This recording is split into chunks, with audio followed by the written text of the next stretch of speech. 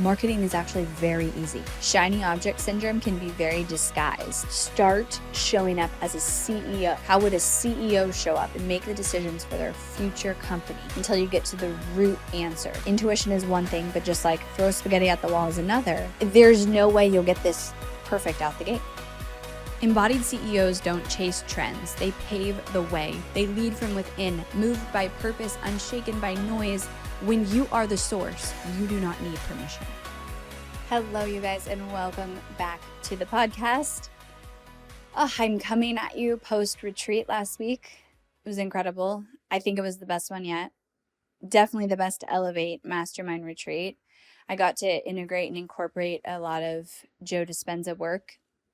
Not like directly, teaching Joe Dispenza, but specific workshops I was able to do that just came from the work I've been doing, which is so special. And I've said it so many times on the podcast, but I love my in-person experiences because the impact and the ripple effect is so huge.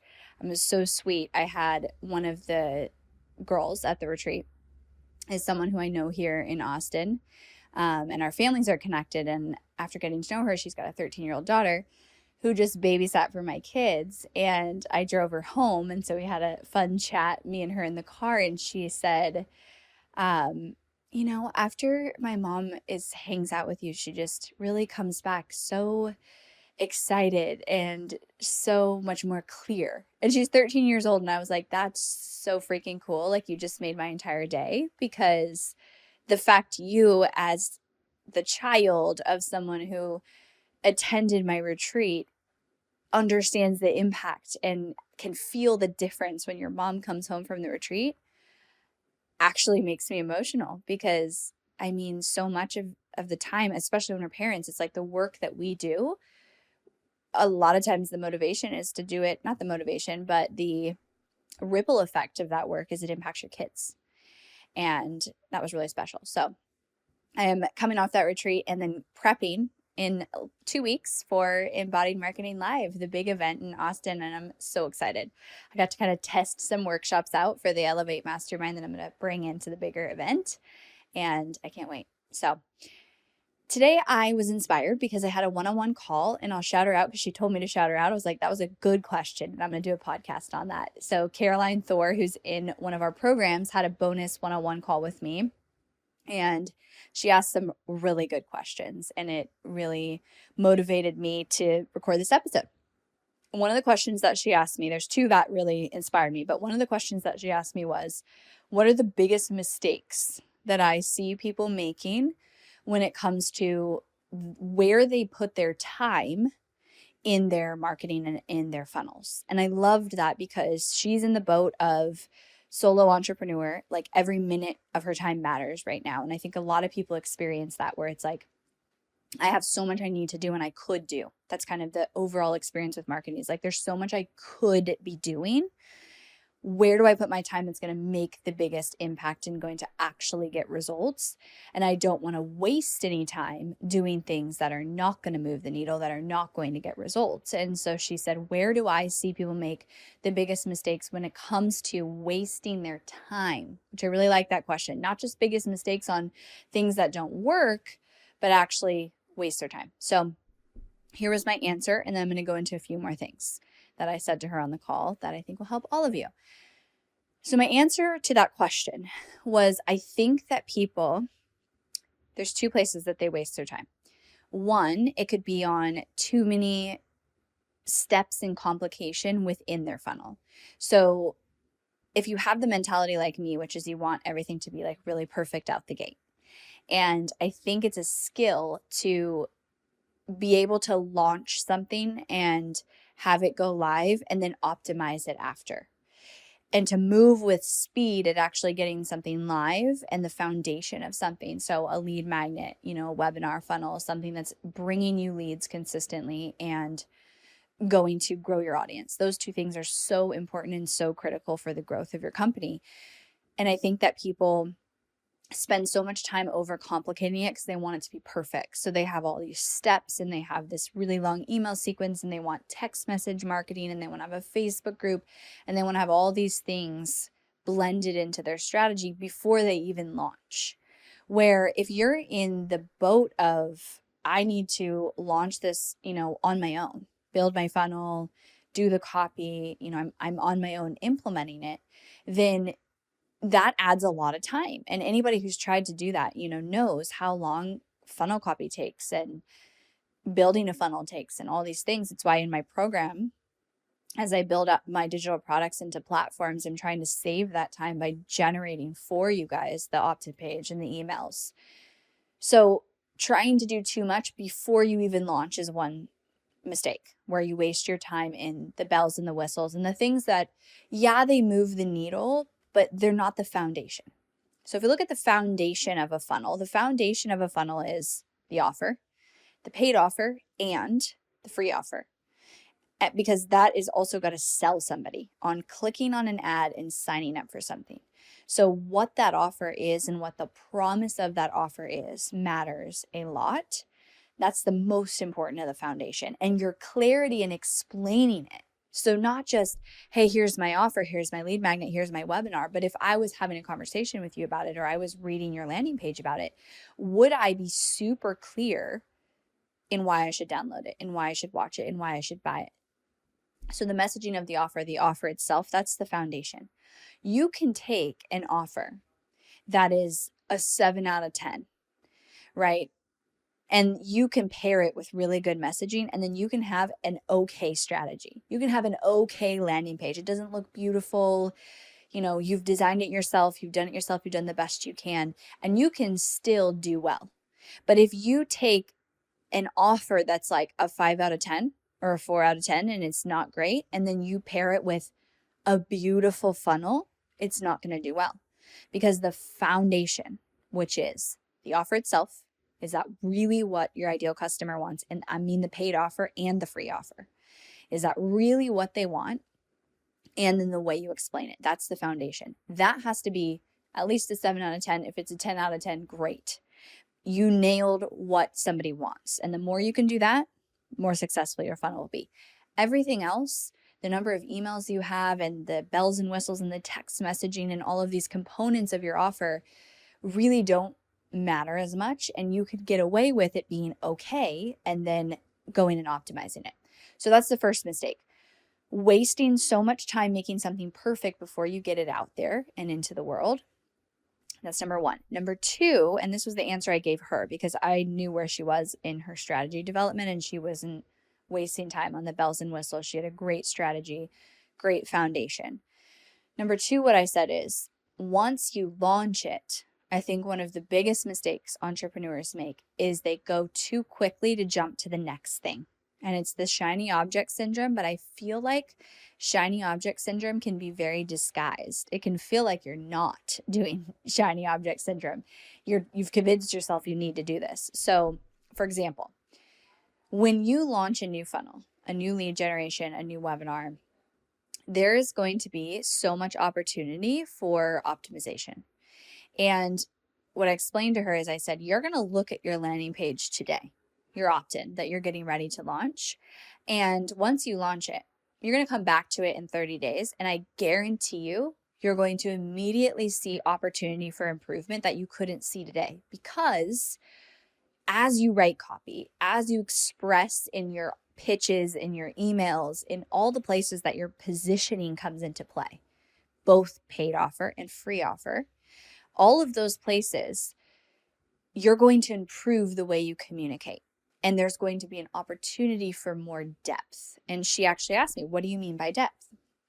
And I said, as you put out this first draft of this funnel, you're going to get feedback. People are going to ask questions, or they're going to be like, oh my gosh, I really want this as it relates to one piece of it or one part of it, or a type of ad that does well, or you're going to get better at communicating. And so what happens is the depth at which you can communicate the transformation that somebody will have, the result they will have from your free or paid offer, both, the language you use, the simplicity of the language, the simplicity of the promise, the specific promise that you learn to use, the language in the sense of being able to use the same language that your ideal customer uses, and just the clarity of it, the depth of it. I teach this method that I've talked about on the podcast before of asking the question why until you get to the root answer. So if I say to you, why should what's the benefit of me downloading your lead magnet? And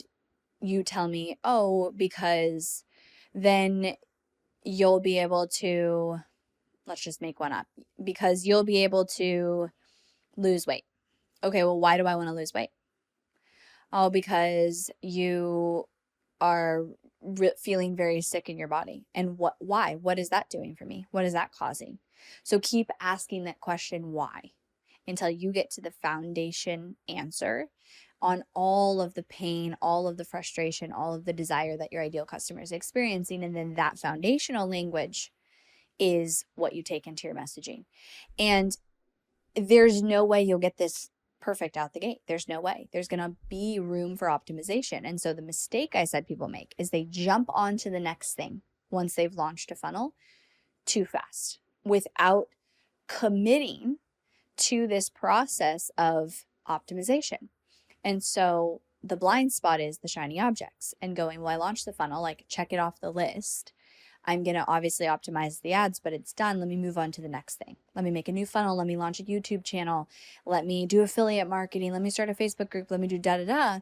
When if you put that energy into optimizing what you have just launched and creating so much depth and intention in that, it's probably going to go a lot longer. And think about all the energy and the effort that you put into creating what you did. And if you put all your energy and effort into optimizing that, how incredible it could be. And now I'm going to expand on this because I know a question that people are going to ask is, how do I know if it's the strategy's not good and I should alternate to another strategy? So I'm going to talk to you about somebody that I'm currently working with right now and I'm supporting with their strategy and where I'm at with that. So this person has a lead gen funnel and a small price offer on their thank you page. And we had it running and then we did a live launch and we're kind of like back to optimizing the ongoing evergreen strategy. And it worked okay. The cost per lead was above where we wanted it by about 30%, but we weren't getting sales on the thank you page. We got only a couple and we should have gotten more like 10 to be hitting our numbers. So when I look at that, it's not the strategy. It's not the strategy of opt-in to thank you page. But when I critically looked at it, and I had originally looked at it, so this is with fresh set of eyes now going, okay, it's not hitting the numbers we want. Let's question it a little bit more. Let's ask ourselves, what could we do better here? How can we dig deeper here? What I pulled out of that is the packaging of both the opt-in and the small priced offer need to be changed as if it's new. Now, the delivery of the content of both are great. The actual download that somebody gets and the thing that they buy are really great pieces of content, but the packaging of it, I knew needed to change. It needed to get more specific. Our lead gen was kind of focused on a negative, like, don't make these mistakes. And I want to switch it and focus it on a positive. And then our small priced offer has a ton of great things in it, but it's not as clear in the name. So I want to change it into like, it's a bundle and here's the result of the bundle. So you could argue I'm changing the whole strategy because I'm actually changing the name and the entire positioning of both offers, but I'm not really changing the strategy. The strategy is staying the same. Opt-in, product. The actual delivery of the freebie and the small price product is pretty much staying the same, but we're completely changing the wrapping paper. That's a very common thing to have to do. And how I know that's the case is we tried a bunch of ads and we had several hundred leads come into the funnel and we're not hitting our numbers. And I know, yes, we could optimize what we had. We could change the pages, change the copy, but it's also this like intuitive piece of me that's like, I think we need to overhaul the wrapping paper on both. So how do you know if you need to change a strategy completely? Well, there's a lot of factors that definitely goes into that. But if you've tried a bunch of different angles and a bunch of different ways to get someone to take the action you want them to take and it's not working, usually it's the messaging. Usually it's the positioning of what you're offering. Because here's the thing, like I cannot stress this enough. When you have an irresistible offer, an irresistible free offer, irresistible paid offer, it's not hard. Marketing is actually very easy.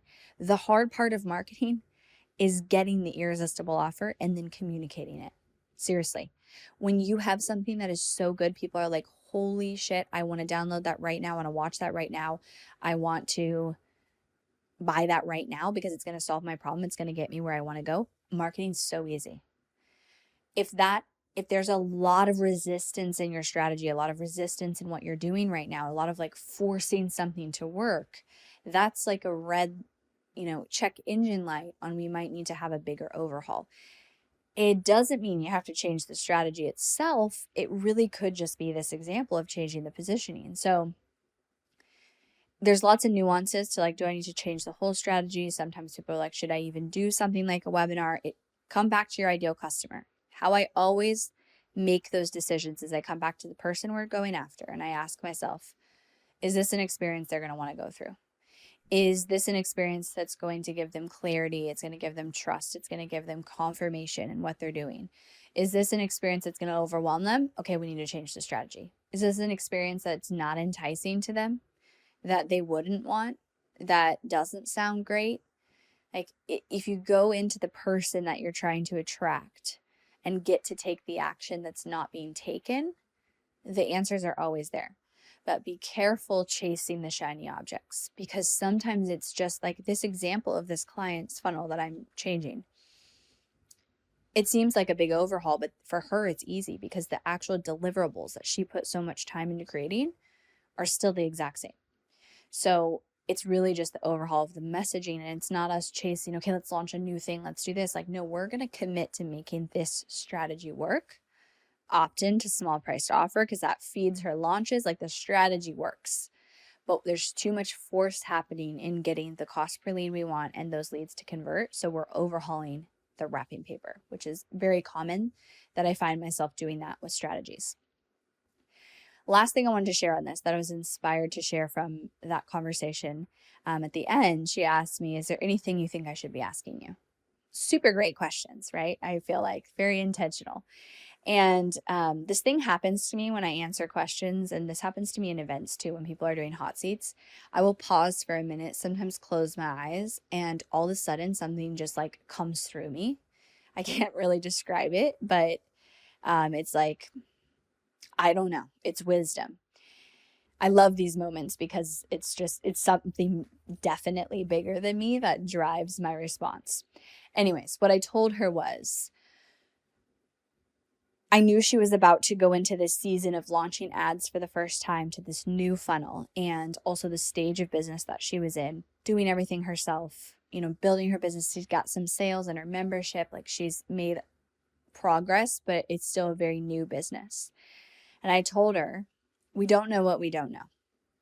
And one of the most important things as an entrepreneur at every step of the journey, including mine, like including way above mine, is perspective, is getting different perspectives, because we do not know what we don't know.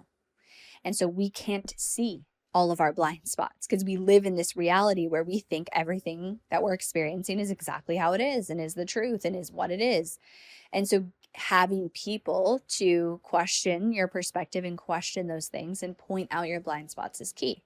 For her, I knew a blind spot based on the season of business that she was in was going to be having to make this transition from solopreneur, kind of throwing spaghetti at the wall, which she said that's what she felt like her strategy was until joining our program, throwing spaghetti at the wall, figuring things out, kind of hamster wheel, but also like just doing things, to actually thinking strategically. And you make this transition from solopreneur to CEO. And you have to start making decisions like a CEO. And I see this all the time. Solopreneurs who are used to like flying by the seat of their pants, making decisions based off of tomorrow and this week, don't teach themselves how to make decisions based off of the future of their business, based off of what's coming, based off of who they want to become, the business they want to become, numbers, and removing the fear that sometimes comes from spending more money and investing and growing, and like the discomfort of that, and making decisions from that future place. And so I told her, like, it's gonna feel weird and uncomfortable to start running ads and start investing in your business and having this like strategy working for you, that you're optimizing and you're making these decisions of like, how much do I spend on my next launch? And here are my numbers and my conversion numbers. And I need to invest back in this because I proved that I could sell. She had a great sales conversion on one of her launches. I proved that I can sell that, so I can invest this much. And you start making decisions for the business that you're building in the next 3, 6, 12 months, and not just the business that you want next week. And it's a transition, and it feels weird, and it feels uncomfortable, and it feels foreign. And it's very easy to stay in the place of comfort, which is your brain going like, what the hell are you doing? Like, why are we investing money? What if it doesn't work? You know, we don't know if this is going to work. All those thoughts that come up, and you quiet that and you go, okay, what am I building? Where are we going with this? What are the numbers? What are the actual facts, right? And marketing has a lot of data. So I told her, you have actual facts from your launch. You're about to have actual facts from your ads, cost per lead, sales conversion. Don't make reactive decisions. Don't make any panic decisions if something were to not work. Don't make guesses. Intuition is one thing, but just like throw spaghetti at the wall is another. Be intentional. Start showing up as a CEO. How would a CEO show up and make the decisions for their future company? And I think that takes practice. It's very different. And I remember that transition myself, where it was like I went from really just like surviving every day in my business, right? Like, I'll try this, I'll do this. I'm jumping around, I'm helping a client, I'm in the Facebook group trying to grow my business. I'm eventually starting ads, I'm trying to do a webinar. Like, I remember those days to, okay, like I have some things that are working now. And I get to be really intentional with my next steps, really strategic. I get to actually step above the noise and remove the noise and make decisions from that place of, let's pause. Let's look at this. Let's look at the numbers. Let's look at where we're going. Let's look at how many leads we need to bring in to go where we want to go. All of those things, that's what a CEO does. And there's a real transition that happens there. And it also happens when you start growing a team. You have to start making decisions as the CEO who needs to have more energy, have more capacity, have more white space, and you've got this team supporting you and you've never done it before. So that was my answer to her that just came through to me on what she needs to be paying attention to in this season of her business. And I think it's a reminder for all of you guys, where are you making decisions and showing up and operating from a place that's really comfortable because you want to make sure you feel safe, and this can be very subconscious, and where is there room for you to play bigger and to really step into that CEO of the future and start making decisions as her or him. All right, everybody. I hope you guys got some value out of that. I really enjoyed that conversation today, so thank you to Caroline, who asked me some really great questions. And I hope to see so many of you at Embodied Marketing Live July 17th. We've got a few tickets left, I think like literally 2 or 3. So it's July 17 to 19, embodiedmarketing.com/live. It's going to be so amazing. It's my last event of the year. I may do a retreat in the fall, a very intimate retreat, but the big event, we won't have one again until January next year. So, all right, everybody, I will talk to you next time.